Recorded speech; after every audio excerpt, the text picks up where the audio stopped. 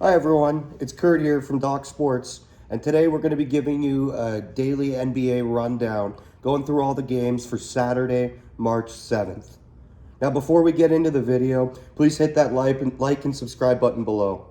Now if you also go in that below link, you can find what's going to be a $60 free credit that you can use on Doc Sports to get some daily picks from some of our experts.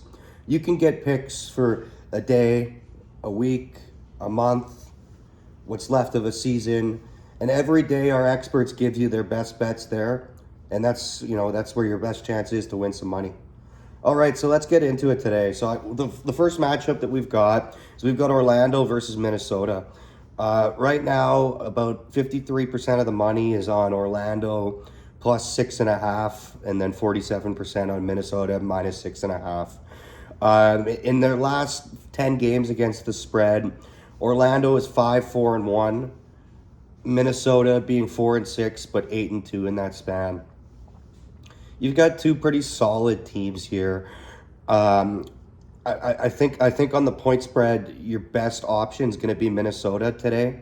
It should be a relatively close game, but I'll put my money on Anthony Edwards and the All-Star to help Minnesota pull away in that game. Next, we've got the Philadelphia 76ers versus the Atlanta Hawks. The line started out, I believe, at around 5.5. It's now jumped up in some markets. You can see it at 7 points. In the over-under, you're looking at 233.5. In their last 10 games against the spread, the Sixers are 3-7. The Hawks being 6-4. The Sixers are 4-6 win-loss in their last 10. The Hawks being 6-4 as well. The Sixers have struggled a little bit the last few games without Joel Embiid, seeing that they got blown out by 40 points. Yeah, that was to the Spurs, and everybody seems to lose to the Spurs. Excuse me. However, they've seemed to struggle. They've got no Embiid, as I mentioned. They got no Edgecombe, and this is an Atlanta team who just seems to be getting better and better the last few months.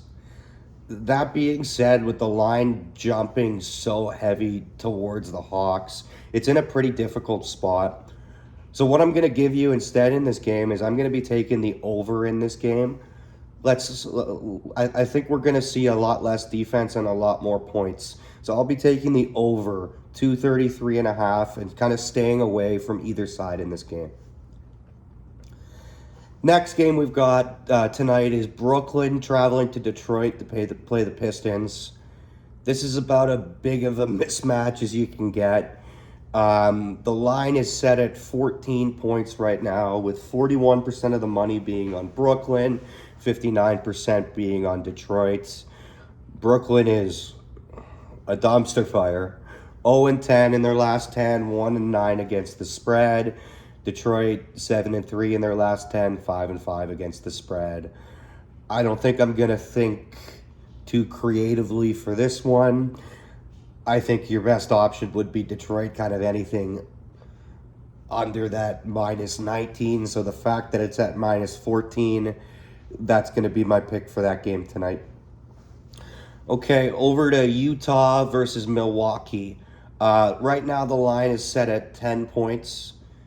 So plus 10 to Utah, minus 10 to Milwaukee, with a lot of the money seeming like it's being on Utah right now, who happens to be 5-5 against the spread in their last 10, 3-7 overall. Milwaukee is both 5-5 against the spread, 5-5 win-loss. And they've seemed to be playing a little bit better since Giannis came back, other than a small blip against the Hawks.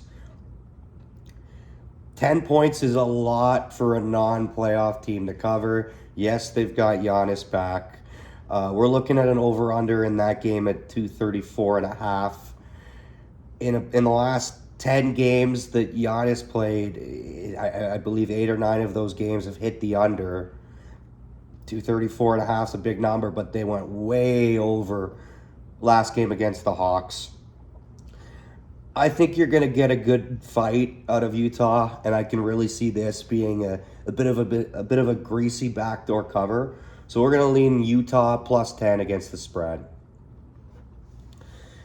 Now we're off to the Clippers in Memphis, and the Clippers played spoiled. My best bet yesterday, only to still lose after going up 20. So a little bit salty with them today. That being said, the line's set at 6 points right now in favor of the Clippers, who are 9-1 against the spread in their last 10, 5-5 overall. Memphis being 3-7 overall, 7-3 against the spread.